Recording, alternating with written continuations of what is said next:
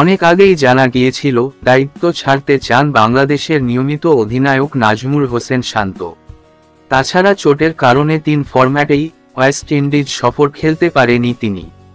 তার পরিবর্তে টেস্ট ও ওয়ানডেতে মেহেদী হাসান মিরাজ ও টি-20-র অস্থায়ী নেতৃত্বে ছিলেন লিটন দাস।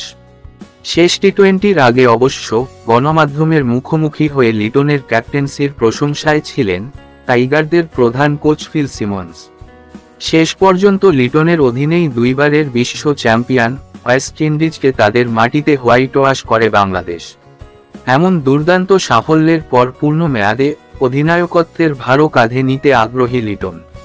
বিসিবির স্থায়ী দায়িত্ব নিয়ে লিটনের ভাবনা সম্পর্কে জানতে চাইলে তিনি বলেন, বিসিবি যদি আমাকে দায়িত্ব দেয় আমি করতে রাজি আছি। এখানে দ্বিমত থাকার কোনো কথা না। আমি এটা উপভোগ করছি। এতদিন খেলার অভিজ্ঞতা থেকে আমি অনেক সিদ্ধান্ত নিই। বোলাররাও স্কিল দেখাচ্ছে, মাঠে আমার কাজ সহজ হয়ে যায়। দলের প্রশংসায় লিটন বলেন, ওয়েস্ট ইন্ডিজ হোম গ্রাউন্ডে খুব ভালো দল। আমাদের ওপর থেকে নিচ পর্যন্ত ব্যালেন্সড ব্যাটিং, বলবো না খুব বিধ্বংসী ব্যাটিং অ্যাটাক।